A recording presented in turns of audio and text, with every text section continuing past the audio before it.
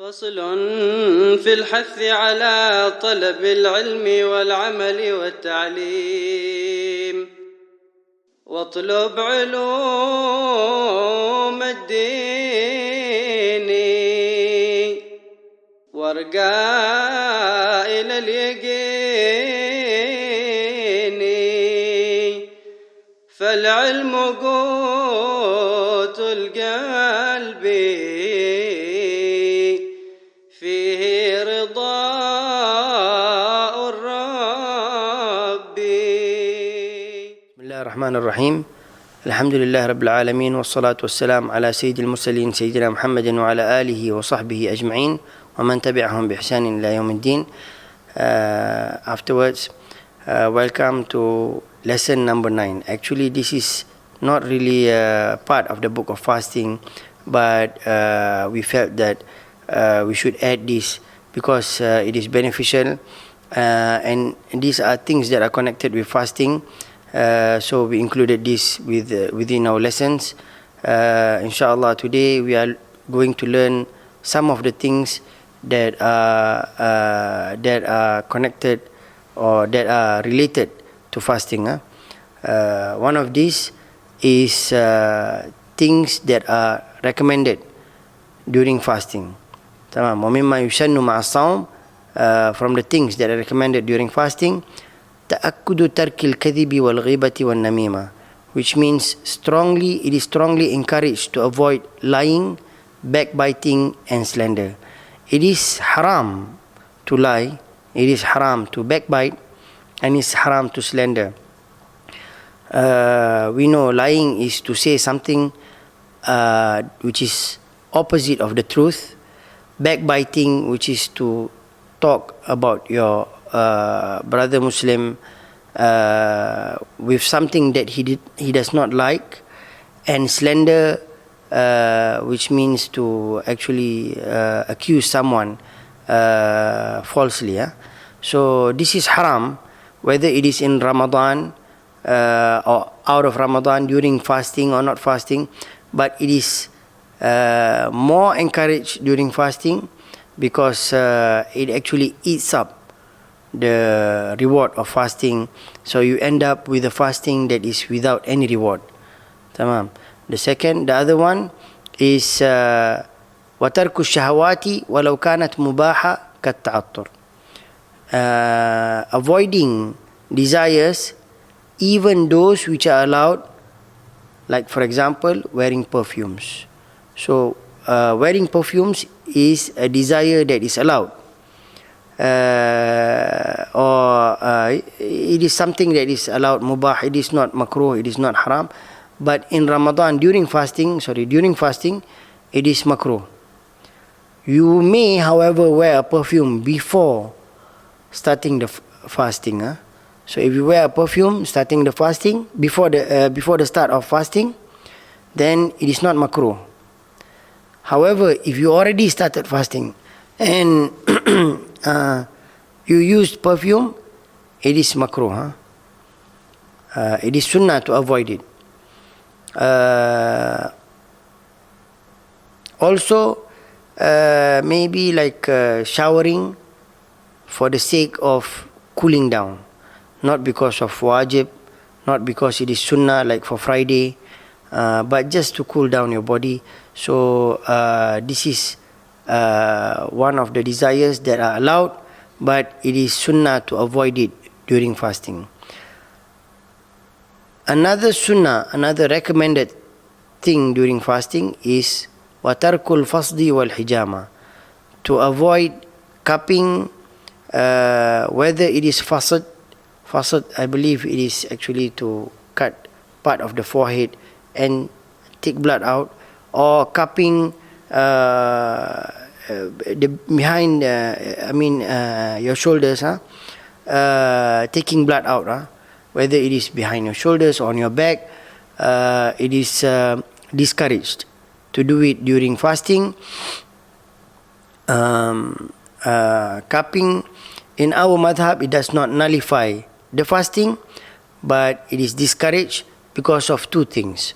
One is because fasting is cupping weakens the body.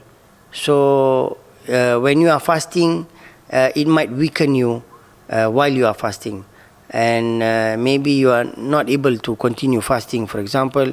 So that is why it is discouraged. The other one is that because some other opinions from other schools of thought, they say that cupping actually nullifies the fasting, breaks the fast.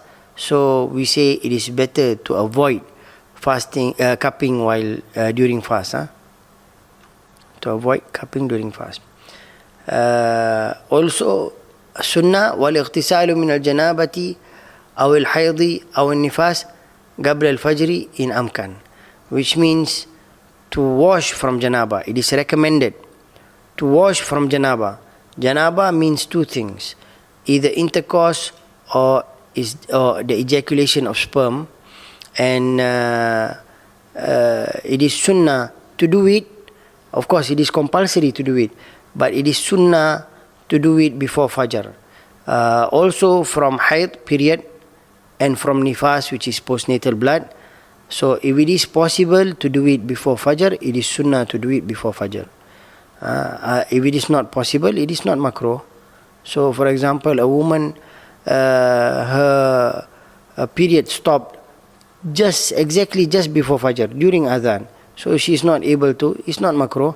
But if she is able to, then the sunnah is to do it before fajr. Some ulama have the opinion that if you don't start your fast in a state of tuhur, then in a state of purity, then your fast is not valid. But that's not the mu'tamad in our madhab, in our school of thought. It does not matter, but it is sunnah.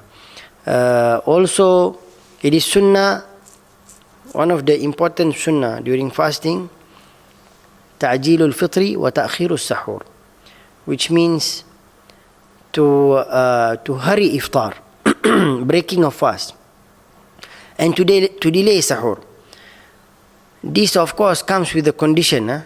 The condition is that you are confident that the time of Maghrib have already entered, the sun have already set. So if you are still in doubt, you are not sure, then it is not sunnah to hurry it. But if you know that the time have already entered, then the sunnah is to hurry it even before doing the prayer of Maghrib itself. So if you are there is a jama'ah and you have some dates, then you break your fast first and then you go to pray. That is the sunnah. Also the same thing for delaying sahur, which is to make it the latest possible.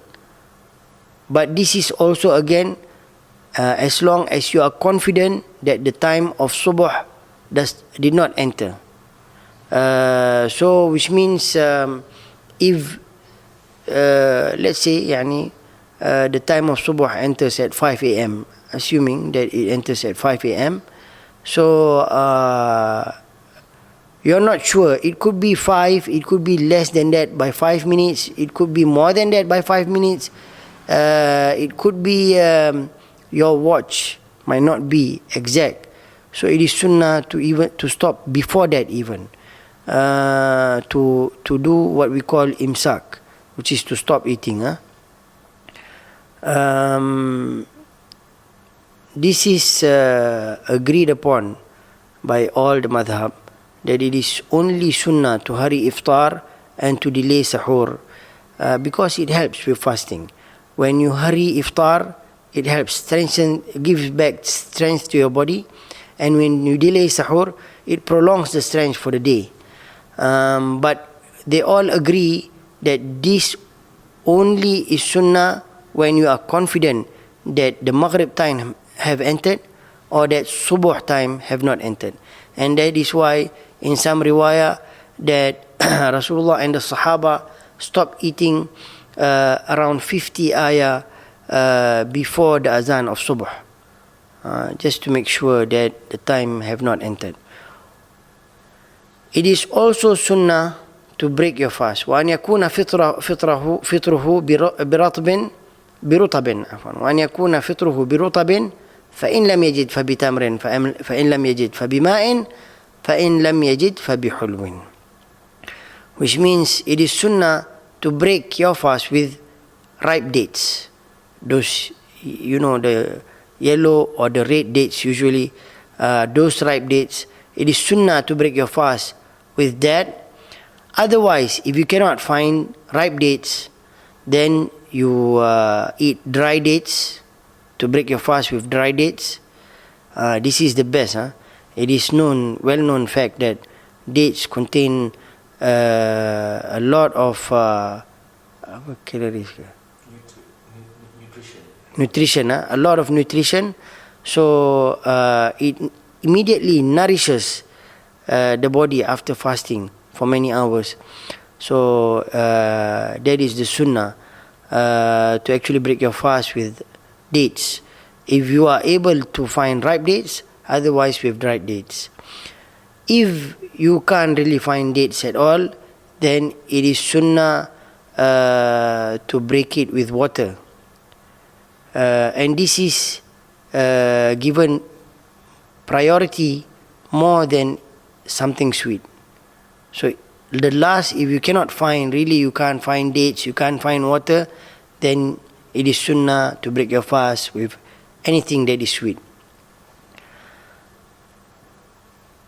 Another sunnah to do during fasting is dua عند الإفطار, and that is by saying اللهم لك صمت وعلى رزقك أفطرت وبك آمنت وعليك توكلت ذهب الظماء وابتلت العروق وثبت الأجر إن شاء الله.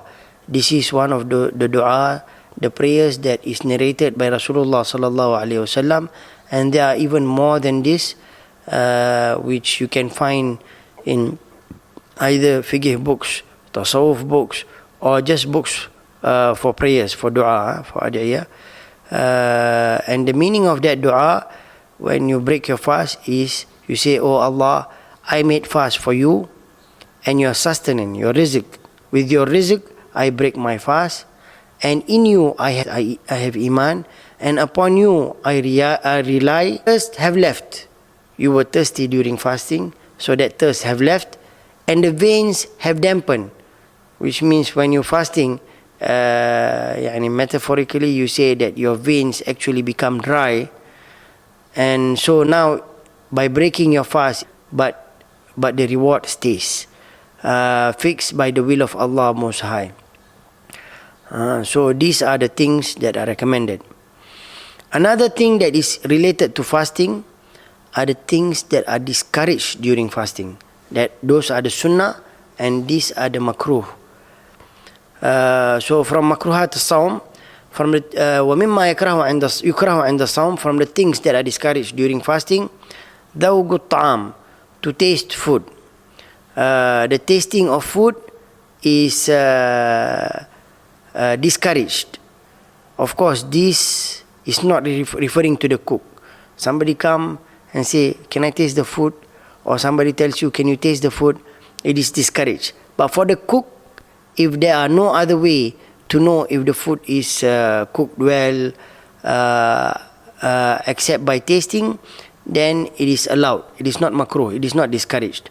But it is even still, we say it's better to do it after breaking the fast if it's possible.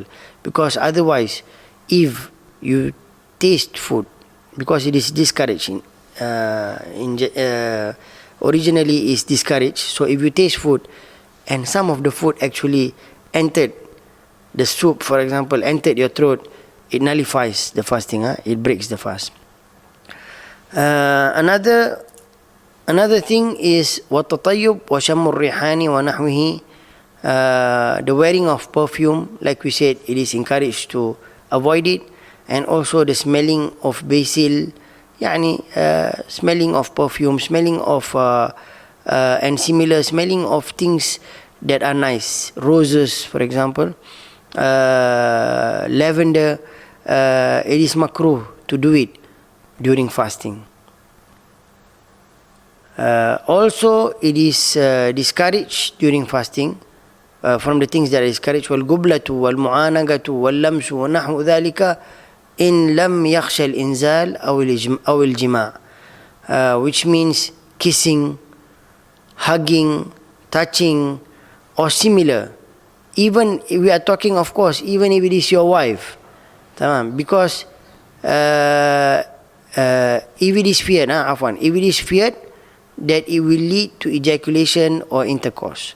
If it actually led to ejaculation or intercourse, it is haram. But if there is some fear that it might lead to ejaculation or intercourse, then it is makruh to kiss, to hug, to touch. Because there was a young man who came to Rasulullah sallallahu alaihi wasallam and asked Rasulullah if it is allowed to kiss his wife during the day in Ramadan. So Rasulullah sallallahu alaihi wasallam said it is prohibited. It is not allowed. And then another man who is old came to Rasulullah sallallahu alaihi wasallam and asked him, and Rasulullah sallallahu alaihi wasallam said it's allowed. So this is because the young man, it is feared for him that he might reach or lead to ejaculation or intercourse. However, the old man, usually it is not feared for him to lead to these things. Another thing that is makruh during Ramadan, discouraged during Ramadan, al-istiyak ba'da zawal, or as-siwak ba'da zawal, which means to brush your teeth, to use the siwak, or even just brushing the teeth, even with your toothbrush, after noon time. Before noon time it is not makruh. After subuh, it is still sunnah.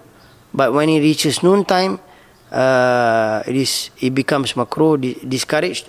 This is because Rasulullah SAW said, la khalufu famit sa'imi atyabu indallahi min rih al-misk, which means the things that are left from the smell of the person that is fasting, from the mouth of the person that is fasting, it is more, the smell is much nicer, sweeter, the scent is sweeter than the scent of musk. This is in the eyes of Allah subhanahu wa ta'ala. So actually, this is the major opinion in the school of Shafi'i. There are other opinions, of course, for this. It is better in general to avoid it, but if necessary, if really say your mouth smells bad and you have to go meet people, then it might be you might just brush your teeth, because some other ulama, some other scholars, they say they have other opinions. So for example, even in the school madhab Shafi'i, there are ulama who say it depends that this smell is brought by what? Is it brought by fasting, or is it brought by sleep? So if you've slept after subuh and then the mouth smells because of sleep, then it is okay to use a toothbrush. But if it is brought by fasting, then it is sunnah to not brush your teeth, or it is makruh to brush your teeth. Also, that some ulama say no, this is just in the eyes of Allah subhanahu wa ta'ala.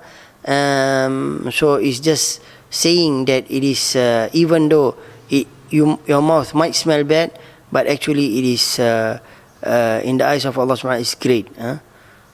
It's a great deed. And another makruh of the things that is discouraged during fasting, al-mubalaghatu fil madmadati wal istinshaq, which means to be excessive in washing the mouth and snorting of water to the nose. Snorting of water to the nose, even though it is wudu. So it is actually sunnah to wash your mouth and to snort water during wudu, but and actually to be excessive. But during fasting, it is not sunnah. In fact, it becomes makruh. So what you do is just you move the water inside your mouth. You don't gargle, and also when you snort water, you just put the water, touch your nose. That is enough during fasting, and you don't snort it in because it is discouraged. Another thing that is discouraged during fasting is al-mukhasamatu wal-mushatama, which means arguing and cursing. It is makruh to argue and to curse. Of course, cursing can be haram, and it might be allowed when someone, for example, scold his son.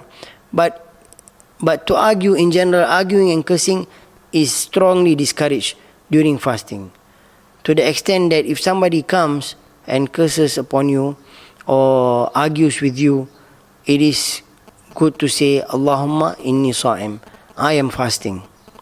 Oh Allah, I am fasting. This is to remind yourself, and maybe even remind the person opposing or the opponent from continuing this discourse because you are fasting. Of course, this is in Ramadan, because Ramadan everybody is fasting, so it doesn't make any difference if I say I am fasting and you are also fasting, the other person also is fasting. But outside of Ramadan, if you fear riya, you fear that you are showing off that you are fasting, then you just say it inside your heart. Another topic that is associated with fasting are the things that are special in the month of Ramadan. So from the things that are special in the month of Ramadan, وَمِمَّا يَخْتَصُّ بِرَمَضَانِ الْإِكْثَارُ مِنْ تِلَاوَةِ الْقُرْآنِ وَمُدَارَسَتِهِ. Of course, it is sunnah to read Quran and to study Quran, but in Ramadan it is specially recommended to increase the reading of Quran and studying it. The sunnah way is actually to read it, to read a portion of the Quran and then have another person read the same portion. That is actually mudarasatul Quran. You read one portion and the other person read the same portion. But it could be also considered sunnah that you read one portion and then another person read another portion. So you listen to his portion that he's reading and he listens to the portion that you are reading. Another thing that is special with Ramadan is ikthar min sadaqah, al-iktharu min as-sadaqah wa min amal al-khair, increasing of charity and good acts. So it is sunnah to actually increase charity, to make donations and do good deeds during Ramadan, praying, dhikr and other things. Increasing charity, Rasulullah sallallahu alaihi wasallam, he's of course very generous, and they say he is most generous when it is Ramadan, because in Ramadan the rewards multiply. When you do a good deed in Ramadan, it is like doing, if it is a fard, if it is a compulsory deed, it's like doing 70 times. The reward is 70 times of doing it outside of Ramadan. And if you do it, if you do a sunnah, then the deed is as if you are doing a compulsory act outside of Ramadan. So Rasulullah sallallahu alaihi wasallam also, they say he is in Ramadan, he's like the wind in charity, which means he does a lot of charity, that it is as if he's like the wind in doing charity. Type wa iftaru as-sa'im, also this is something that in our day and age we miss a lot. We might remember this from the olden days, during maybe the village days. We find this, that a lot of people actually help break the fast of others. So you invite people to break, for them to break their fast with you, and the reward is the same as the person that is fasting. So you might not be fasting, but because you invite another person to break their fast with you, so you get the reward of the other person. If you are fasting, then you are getting the reward of 2 person fasting. If you are If you invite more than more than one person, then you have all their rewards. Of course, without anything missing from their reward, they get their reward complete. So it is sunnah to do this. Even if it is difficult, then at least you try to send some food to their house. If you can't invite them to your house, which is better, but because there is also a relationship there. But if you are not able to, maybe because of the situation, there's a lockdown or something, then maybe you can send food to their house. From the sunnah also is from the things that are special is avoiding excessive eating. You should avoid eating excessively. Unfortunately, some people, they eat more in Ramadan than it is outside of Ramadan. The Sahaba, when they fast, they say when they enter Ramadan, when they exit from Ramadan, when they leave Ramadan, you find their faces looking yellowish. Yani from being tired from the fasting in Ramadan, because they really fast. They don't eat a lot.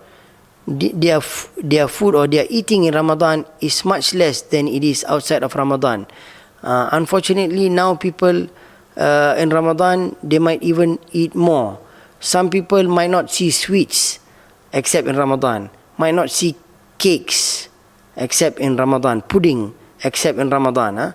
So actually, the practice, it should be that in Ramadan you decrease this, not increase it. Also from the sunnah, the things that are special with Ramadan, from Ramadan, Salatul Tarawih wal Witri fi Jama'ah. To pray Tarawih and to pray Witr in congregation. Tarawih is a special prayer in Ramadan. Witr is a prayer that is sunnah during the whole year, but it is sunnah to do it in congregation in Ramadan. Of course, if you actually eat a lot, then suddenly it becomes difficult to pray Tarawih. But if you eat less, in connection to the thing before, if you eat less, then it is easy for you to pray Tarawih, and it is easy for you to pray 20 rak'ah. The sunnah of Tarawih is actually the complete sunnah of Tarawih is 20 rak'ah. Tamam. Any less than that is allowed. This Tarawih prayer is actually 2 rak'ah, 2 rak'ah. You cannot pray 4 rak'ah in one salam. You have to pray 2 rak'ah. Every 2 rak'ah there must be a salam.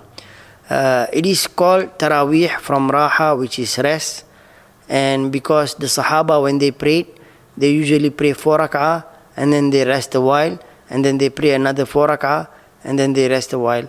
And Rasulullah SAW did it during his time, but on the first night he prayed in the mosque and some people came. On the second night, more people knew about it and more people came. And on the third night, the mosque was full. So Rasulullah SAW, fearing that it might become compulsory to the ummah, to the Muslim ummah, Rasulullah SAW did not come on the fourth night. Later on, Sayyidina Umar actually called people to pray again in congregation, especially when he's and in the earlier part of the night, because he saw people after Isha sitting down and chit-chatting, wasting their time. So Sayyidina Umar radiallahu anhu actually called the people, gathered them to pray together 20 rak'ah, and all the ulama agreed with it and nobody went against it. So we know this is called ijma' sukuti, which means it's a conclusion that all the ulama agreed together by being silent. They don't oppose it, so we know that it's ijma' sukuti. It's a consensus. Ijma' sukuti, which means it's a silent consensus, which means nobody disagreed with it. So this shows that what Sayyidina Umar did was correct, and it is the sunnah of Rasulullah sallallahu alaihi wasallam. And you can pray 2 rak'ah if you want. You can pray 4 rak'ah, 8, 10, 12, doesn't matter. But there is no narration that says that it is 8 rak'ah. Some ulama have opinion, or some teachers will have this opinion that say that it is 8 and not more, because Rasulullah sallallahu alaihi wasallam prayed 11 rak'ah in one riwayah, in Ramadan and outside of Ramadan. In a riwayah by Sayyidatina Aisha and another riwayah by Salama that Rasulullah sallallahu alaihi wasallam prayed 13 rak'ah, or the other way around, 13 rak'ah during Ramadan and outside of Ramadan. But the reality, if we say this, then there is nothing special about Taraweeh. So they are saying, some of the teachers say that it is 8 rak'ah and then 3 rak'ah witr. But we say, if we say this, then there is nothing special about Ramadan. But we know there is something special about Ramadan. There is no Taraweeh outside of Ramadan. So we know that this is not, what is meant in this hadith is not about Taraweeh. It is about witr. So Rasulullah did not pray, yes, witr. Rasulullah did not pray more than 11 in Ramadan and outside of Ramadan. But Salatul Taraweeh or Salatul Qiyam, it is 20 rak'ah, just as what Sayyidina Umar radiallahu anhu did. And what is being done by the Ummah, decades upon decades, centuries upon centuries, until nowadays, even in Masjid al-Haram, they still pray Taraweeh 20 rak'ah. Another thing that is special in Ramadan is al-i'tikaf. Tamam. So al-i'tikaf, it is sunnah to i'tikaf, reside in the mosque. I'tikaf means residing in a mosque, even for a short while. It is sunnah to do this in Ramadan, outside of Ramadan. But it is more encouraged in Ramadan, because Rasulullah sallallahu alaihi wasallam used to do i'tikaf in Ramadan more than any other month. And especially the 10 days, he will just stay in the mosque without leaving the mosque. So it is sunnah. Of course, it is haram for someone who is junub to reside in the mosque, which means someone who had intercourse or had a wet dream, for example, had ejaculated, to stay in the mosque until they bathe, they shower. So they make ghusl. So if it happens that while they sleep, they get janaba, then they have to leave the mosque, go bathe, and then come back. Same thing for a woman who is during her period, it is haram, or during nifas, postnatal bleeding, is haram for them to stay in the mosque. Other than that, it is sunnah to do i'tikaf. As for the woman, it is actually better to stay in her house and in her room, just like as it is stated. So subhanallah, it is sunnah to do i'tikaf for the men, but for the woman, they can just stay in her room and they get a reward that is better than doing i'tikaf. To the extent that some ulama, not the major opinion, but some ulama say that there is, of course, i'tikaf is only in a mosque. There is no such thing as say, I want to reside in school and I want to intend i'tikaf.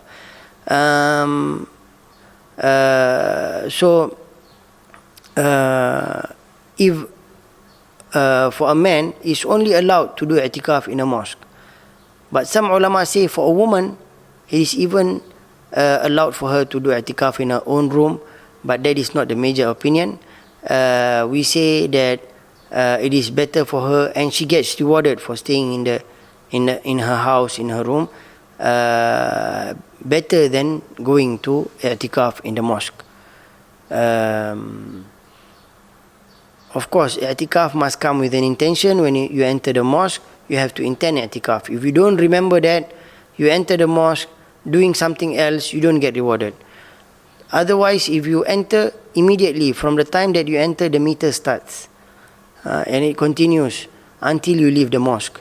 So even you are sitting down, maybe you are sleeping, but since you are in a mosque, residing in a mosque, then you get rewarded even though you are not doing anything.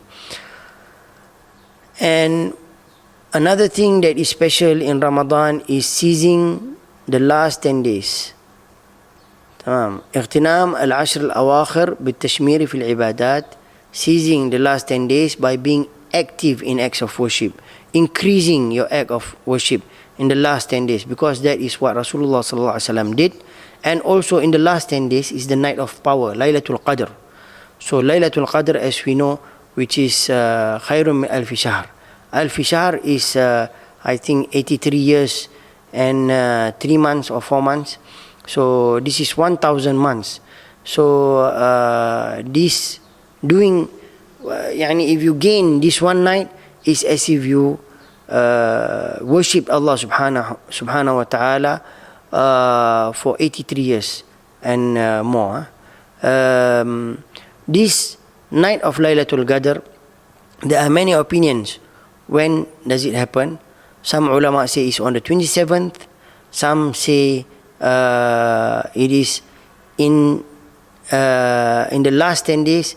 The most famous opinion is that it is random in the last 10 days, and especially in the nights that are odd. On the 21st night, which means the night before fasting, the 21 day of Ramadan, the 23rd, the 25th, the 27th, and the 29th.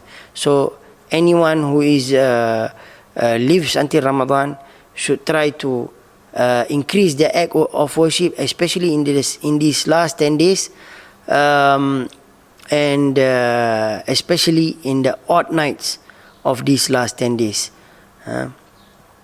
By reading the Quran, by praying, and by Qiyamul Layl. And how does a person get the night of power? They say at least praying Isha in Jama'ah and praying Fajr in Jama'ah. At least, this is the least. But even by praying 2 rak'ah after Isha, of course it is far better if you can do Salatul Taraweeh, if you can read Quran, if you can pray witr, 11 rak'ah in congregation.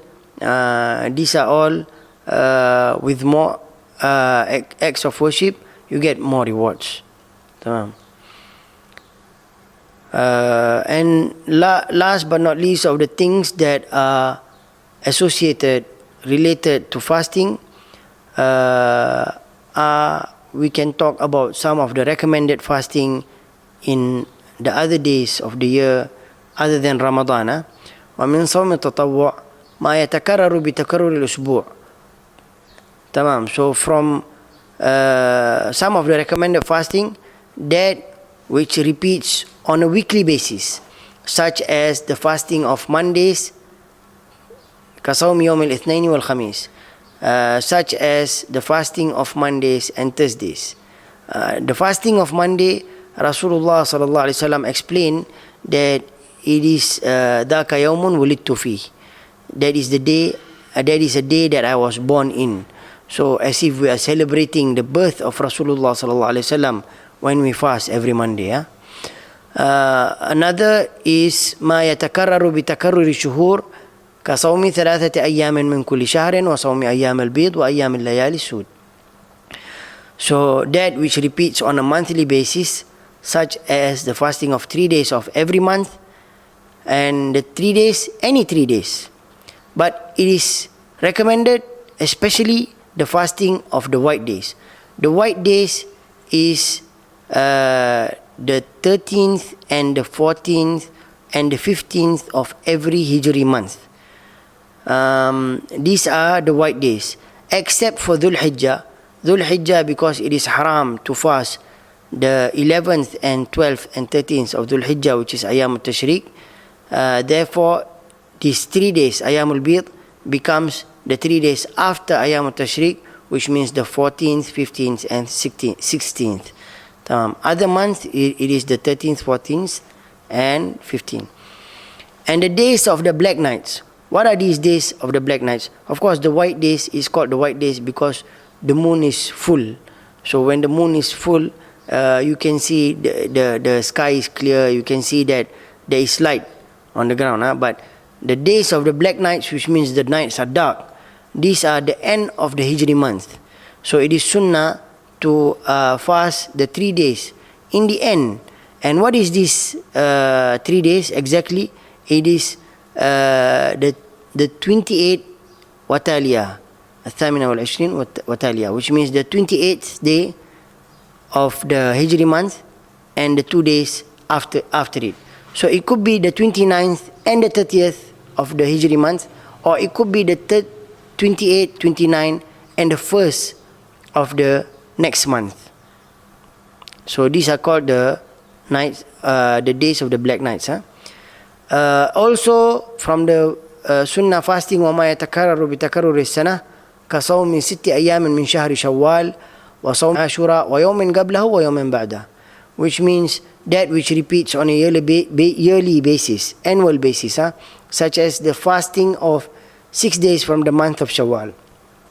So it is sunnah, inshallah, when Allah subhanahu wa ta'ala prolongs our life and we get to live in Ramadan, we get to experience Ramadan, to fast 6 days afterwards from the month of Shawwal. And these 6 days, actually it can be any 6 days, but in our madhab al-Shafi'i, the recommended is to fast these 6 days immediately and consecutively. So immediately from the 2nd of Shawwal you fast, and the 3rd, the 4th, the 5th, the 6th until the 7th of Shawwal.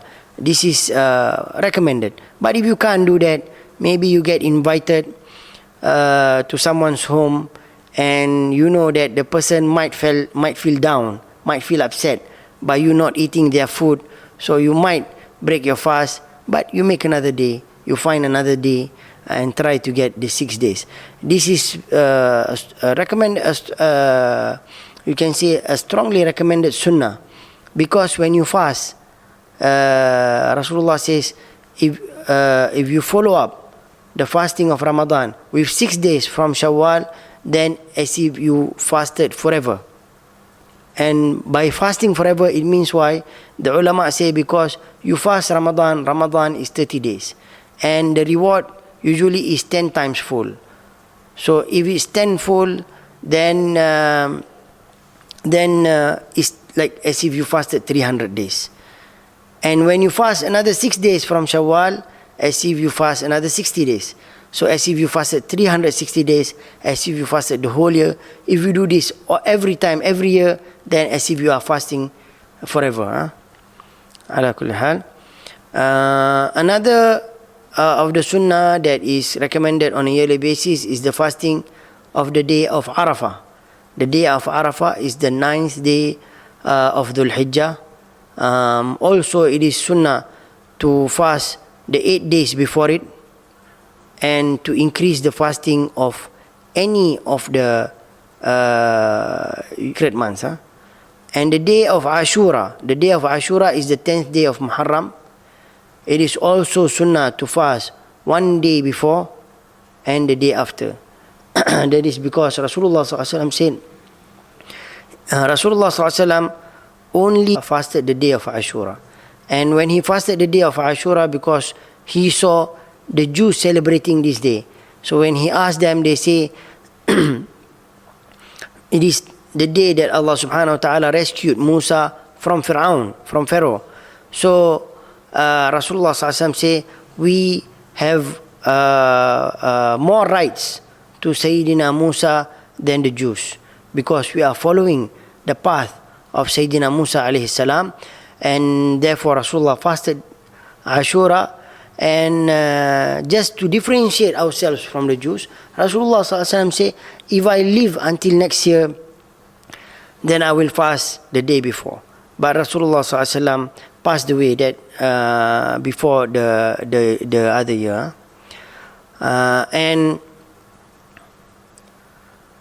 it is also recommended to increase the fasting. It is strongly encouraged to increase fasting in the sacred months. يسن الإكثار من الصوم في الأشهر الحرم وهي شهر رجب وذو القعدة وذو الحجة ومحرم. which means the 4 sacred months, which is Rajab, which is by itself, and you have 3 consecutive months, which is Dhul Qa'dah, wa Dhul Hijjah, and Muharram. So it is sunnah to increase fasting in these months. Also, وصوم النبي داود عليه السلام وهو بأن يصوم يوما ويفطر يوما, which is to fast a day and leave a day. This is the fast of the Prophet Dawood alayhi salatu wasalam, as alternate to fast a day and leave a day. So with this, inshallah, we conclude this last lesson in this subject.